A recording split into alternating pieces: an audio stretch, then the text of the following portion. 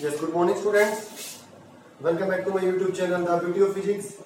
Myself Manoj Janeja. Today in this video, I am going to start the concept of impulse, chapter 5, class 11. बच्चों करते हैं start impulse.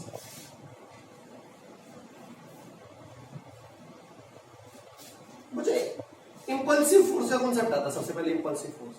मुझे there are certain forces which acts on a body for a very short interval of time, but their magnitude is very large.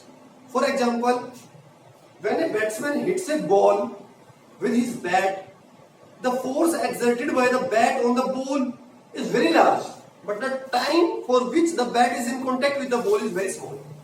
Such type of force exerted are called impulsive forces. Are called impulsive forces. तो impulsive forces में क्या होता है?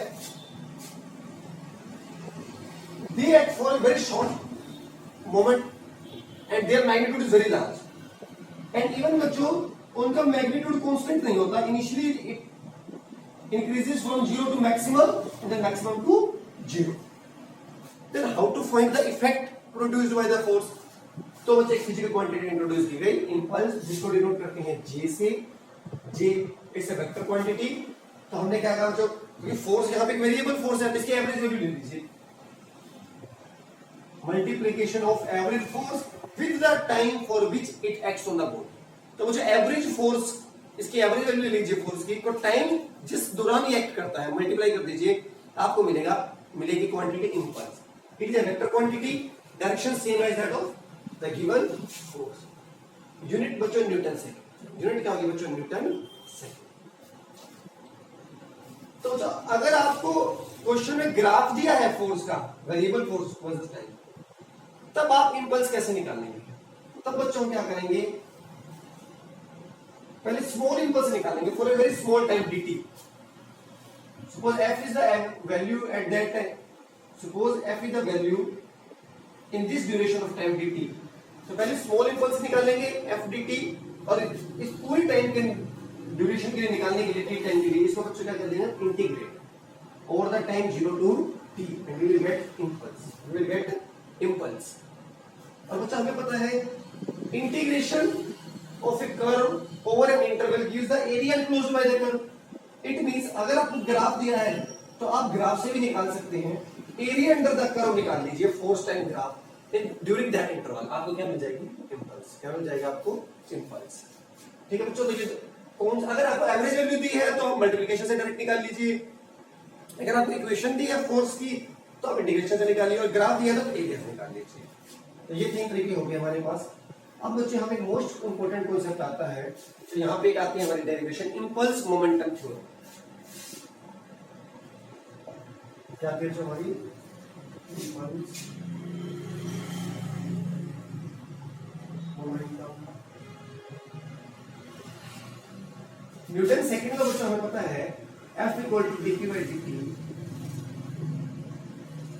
Cross multiplication कर दीजिए, F dt is equal to dp. Integrate कर दीजिए over the time 0 to t. Starting में time 0, after time t. Initial में p1 then is p2. Taking its average value. मैंने कहा था जो वेरिएबल फोर्स होता है इसकी एवरेज वैल्यू ले लेते हैं एवरेज, और एवरेज वैल्यू कांस्टेंट आएगी, इसलिए मैं इसे इंटीग्रेशन से निकाल सकूंगा बाहर. इंटीग्रेशन डिफरेंशिएशन कट हो गया, p p1 से p2. एवरेज वैल्यू को बच्चों बाहर ले सकता हूं,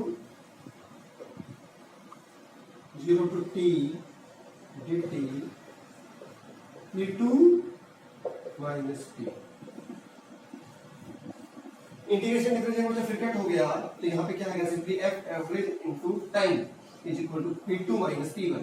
What is p2 minus p1? Change in the linear momentum, and this is what impulse. तो बच्चों ये हमारे पास एक आ गया impulse momentum theorem. J is by f average into time is equal to change in linear momentum. So the impulse exerted by a force on a body is equal to change in its linear momentum. Is equal to change in its linear momentum. तो बच्चों यहाँ से हमारी applications आती है impulse की. कहाँ का इंपल्स अप्लाई होता है कॉन्सेप्ट? इस टाइम को बच्चों मैं नीचे ले आता हूँ. टाइम ये वो है बच्चों जिस दौरान इंपल्सिव फोर्स एक्सर्ट हुआ था बॉडी पर। फर्स्ट एप्लीकेशन है बच्चों, a cricket player lowers his hands while catching the ball. एक बच्चों बॉलर है, जब वो बॉल आती है तो कैच करता है अपने हाथों को नीचे लेकर जाता है। क्यों? क्योंकि बच्चा हमें पता है ball is moving, ball is coming with a very high speed and bowler wants to bring the ball at the rest, means he wants to make its velocity zero.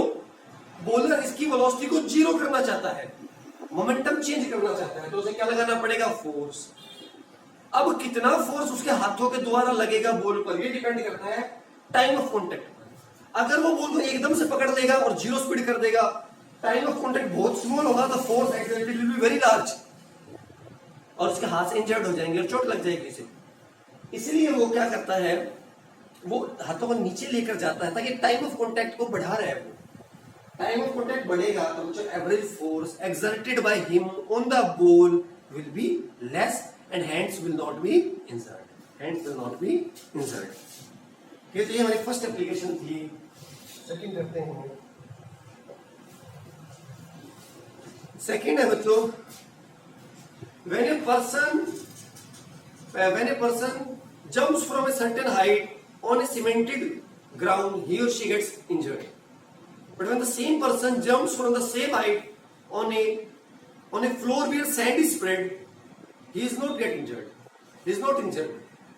जब एक आदमी बच्चों बहुत ऊंची हाइट से कूद जाता है नीचे और नीचे सीमेंटेड फ्लोर है तो उसको चोट लग जाएगी, हाथ पैर टूट जाएगा और बहुत ज्यादा हाइट है तो मर भी सकता है। बट अगर वहीं पर बच्चों अगर वही इंसान नीचे उसी हाइट से कूदता है बट नीचे काफी सारी रेत बिछा दी है आपने, तो उसे कुछ नहीं होगा, चोट बिल्कुल भी नहीं लगेगी। ऐसा क्यों? क्या फिजिक्स लगी इसमें पीछे? ऐसा इसलिए है बच्चों, जैसे ही वो कूदेगा फ्री फॉल हो गया है, उसकी स्पीड उसमें ग्रेविटी एक्ट करेगी, उसकी स्पीड धीरे धीरे बढ़ती जाएगी बढ़ती जाएगी बढ़ती जाएगी। जैसे ही वो सरफेस को स्ट्राइक करने का उसकी स्पीड मैक्सिमम होगी। जो अगर सीमेंटेड फ्लोर है, सीमेंटेड फ्लोर उसकी स्पीड को एकदम से जीरो करेगा, बहुत हाई फोर्स लगाएगा ऊपर की डायरेक्शन में और टाइम ऑफ कॉन्टेक्ट बहुत स्मॉल होगा टाइम ऑफ कॉन्टेक्ट, इसलिए बहुत लार्ज फोर्स एक्सर्ट करेगा सीमेंटेड फ्लोर। इसलिए आपका ऊपर जितना ज्यादा फोर्स एक्सर्ट होगा उतना ज्यादा आपका बॉडी का नुकसान होने वाला है, इसलिए हाथ पर इंजर्ड हो जाएंगे। बट अगर वही इंसान उसकी बजाय सीमेंटेड फ्लोर की बजाय सैंडी फ्लोर पर कूदता है, मतलब जैसे ही वो सैंड के कांटेक्ट में आएगा सैंड तो फैल जाता है, सैंड आपको तो रेत फैल जाता है, रेत के ऊपर पैर रखोगे रेत फैल जाता है, तो उसकी स्पीड को जीरो होने में काफी टाइम लगेगा। वो स्पीड एकदम से जीरो नहीं होगी, टाइम ऑफ कांटेक्ट बहुत बढ़ जाएगा, तो जो फोर्स उस पर सैंड लगाएगी वो बहुत कम होगा। इनवर्सली प्रोपोर्शनल है, देखिए इसलिए उसमें प्रॉब्लम नहीं होगी, वहां भी देखो बच्चा, आप मार्केट में भी जाते होगे, क्रोकरी वगैरह का सामान लेने जाते होगे, आप मार्केट में क्रोकरी वगैरह का सामान लेने जाते होगे मार्केट वगैरह में, वो भी आप देखना न्यूज़पेपर वगैरह स्ट्रो वगैरह बीच में डाल कर देते हैं, न्यूज़पेपर वगैरह में रैप कर देते हैं, बीच में वो स्ट्रो वगैरह भी रखे होते हैं, घास के तिनके वगैरह रखे होते हैं, आप देखना। ताकि वो ऐसा इसलिए होता है, जब आप उन्हें पकड़ रहे हो, पकड़ के घर ला रहे हो, वो एक दूसरे के टच में तो आ रहे हैं ना, और अगर आपके हाथ से गिर भी गए नीचे, वो एक दूसरे पर फोर्स लगाएंगे। अगर आपने बीच में स्ट्रो वगैरह या न्यूज़पेपर वगैरह डाल दिए तो एक दूसरे पर जो फोर्स लगेगा उसका टाइम ऑफ कॉन्टेक्ट बहुत बढ़ जाएगा, टाइम ऑफ कॉन्टेक्ट बढ़ जाएगा तो एवरेज फोर्स की स्ट्रेंथ कम हो जाएगी और वो ब्रेक नहीं होंगे, टूटेंगे नहीं, आप सेफली घर तक कैरी करते, ये रीजन होता है। और उसके बाद बच्चों जो लास्ट एक और एप्लीकेशन में डिस्कस कर लेता हूँ वीडियो के एंड में, क्या थी एप्लीकेशन बच्चों, याद करने दो। Yes, ranger cycle. बच्चा आपको पता है एक एटलस वाली साइकिल होती है जो आजकल के बच्चे बिल्कुल नहीं प्रेफर करते। जब भी आप साइकिलिंग स्टार्ट करते हो, पहले साइकिलिंग स्टार्ट करते हो 8-10 साल में, मैंने भी की थी, साइकिलिंग का बहुत शौक होता है उस एज में। रेंजर का बड़ा शौक होता है आजकल, रेंजर साइकिल बहुत महंगी है एटलस की कंपैरिजन में। रेंजर में एक बच्चों बढ़िया बेनिफिट होता है, आप एटलस को लेकर जा रहे हो ना अनइवन रोड पे, ऐसे रोड पे जहाँ गड्ढे हैं, बहुत झटका लगने वाला है, इसलिए मजा नहीं आता चलाने में। अगर आप रेंजर साइकिल को ले जा रहे हो ना, रेंजर साइकिल में देखना मजा आता है चलाने में, क्यों गड्ढे भी आएंगे आपको झटका नहीं लगेगा। उसके अंदर बच्चों शॉकर्स होते हैं, शॉकर्स देखना आप पैडल से ऊपर देखना, ऐसे स्प्रिंग से लगे हुए शॉकर्स बोलते हैं बच्चों, शॉकर्स लगे हुए बच्चों, शॉकर्स का क्या काम है बच्चों, तो जैसे ही आपको जैसे झटका लग गया, आप गड्ढे में गिर गया, आपके ऊपर एकदम झटका लगेगा। बट अगर वो शॉकर्स लगे हैं, वो स्प्रिंग इलोंगेट हो जाएगा और वो झटके को ऊपर आने में काफी टाइम लगेगा, इतने तक उसकी स्ट्रेंथ काफी वीक हो जाएगी और आपको प्रॉब्लम नहीं होगी। बट एटलस में तो कुछ ऐसा है ही नहीं, जैसे ही झटका लगा एकदम से ऊपर ट्रांसमिट होगा, बॉडी में पूरा झटका लगेगा और हिल जाता है इंसान। इसलिए दैट्स व्हाई शॉक कर्व वाली साइकिल्स को बहुत प्रेफर करता है। मैंने नहीं बचपन में रेंज से स्टार्ट किया, उसे मजा आता चलाने में, और आज के भाइयों बच्चे भी यही करना प्रेफर करते हैं। तो ये थी बच्चों हमारे एप्लीकेशन इम्पल्स की। यहाँ से बच्चे ये एप्लीकेशन तैयार कर लीजिएगा, 2 मार्क्स में काफी बार पूछा जाता है। इम्पल्स मोमेंटम जो हम नेक्स्ट वीडियो में लाएंगे, इसके न्यूमेरिकल्स। वीडियो पसंद आए लाइक, चैनल फर्स्ट टाइम तो subscribe. Thank you so much.